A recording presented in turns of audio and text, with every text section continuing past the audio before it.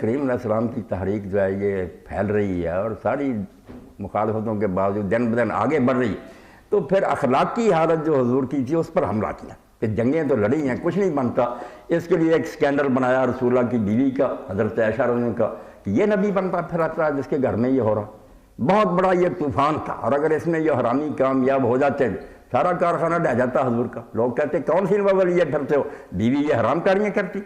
ادھر حضور نے نکاح کیا حضرت زینب بنت جعد سے، اس پر طوفان برپا کر دیا کہ پہلے زید کو بیٹا بنایا ہوا تھا پارا، اب اس کی بیوی نے اپنے یہ بہو نکالی۔ بہت یہ اس زمانے میں بدتمیزی کا طوفان بھیا سامنے گستاخی رسول اس وقت شروع جب یہ سورہ احزاب نازل ہوئی، اس وقت اللہ نے کہا، اور یہ دونوں آیتیں ریلیٹڈ ہیں آپ میں کہ اللہ اور اللہ کے فرشتے حضور پر صلوات کرتے ہیں، اے مومنو تم بھی صلوات کرو۔ اور یہ جو دکھ دیتے ہیں اللہ کا رسول، اللہ کو دکھ کیا دینا، دیتے ہوئے رسول کو دے، مگر وہاں یہی کہا ان الذین یؤذون اللہ ورسولہ، یہ بتانے کے لیے کہ رسول اللہ سے سیپریٹ کوئی شے نہیں۔ یہ جو کہتے ہیں نا کہ اللہ کو رد کر دیں رسول کو، بالکل بکواس ہے۔ اللہ کا نمائندہ زمین میں رسول ہے، اللہ خود نہیں لوگوں کے سامنے آتا، اس لیے رسول درمیان میں سے اڑ گیا تو وہ واسطہ ہی ختم ہو گیا جس سے تم اللہ تک پہنچنا تھا تم۔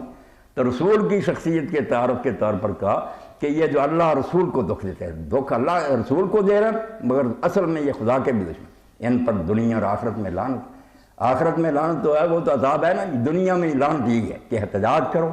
پھٹکار بھیجو ان پر اور ان کے خلاف نفرت کا مظاہرہ کرو، اور بس چلے تو ان کی گردنیں اڑا دو، جہاں یہ ایسے گستاخ ملے نا کہتے کرو۔ دنیا میں ان پر یہ لعنت کوئی جرت نہ کرے۔ اور اسی لیے امام ابن تیمیہ رحمۃ اللہ اپنے دور میں الصارم المسلول علی شاد 700-800 صفحے کی کتاب، ان دنوں میں چاہیے کوئی اللہ کا بندہ اس کا ترجمہ کر دے تاکہ امت کے سامنے یہ معاملہ آئے کہ رسول کی عزت تو چھوٹی بات ہے، مسلمانوں کا اصل سرمایہ ہے۔ تو صلات جو کار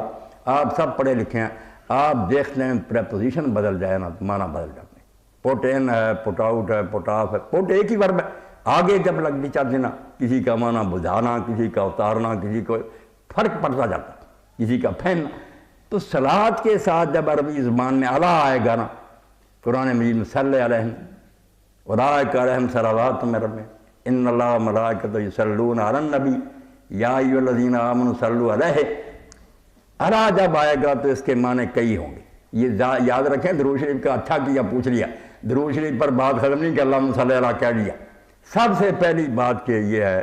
اللہ کے رسول کی اللہ پاک فرماتا اللہ اور اس کے فرشتے حضور کی تحسین کرتے۔ پہلا میں ٹو اپلاڈ، آپ شاباش دیتے، میچ ہو رہا، واہ واہ بلے بلے زندہ باد شاباش،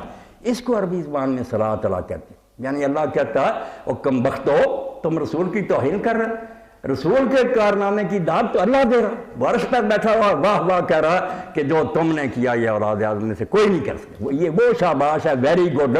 جو اللہ دیتا۔ پہلا معنی اس کا احسن الثناء ہے۔ امام بخاری فرماتے ہیں بلا لیا کہ جب صلاۃ، اسی لیے حضور کو حکم ہوا کہ جب زکوٰۃ لے کر آئیں آپ کے پاس آپ لے وصلے رہیں، اور حضور آپ ان کو داد دیں، شاباش دیں، تعریف کریں۔ اس لیے پہلا معنی تعریف کرنے کا کہ اللہ جس کی تعریف اللہ کرے، دیکھیں نا ممتن آپ کا ایگزامینر وہ لکھ دے ویری ویری گڈ، اب اس سے بڑھ کر کیا کہ ممتن جڑا وہ بھی فضا ہو گیا کہ ہر طالب علم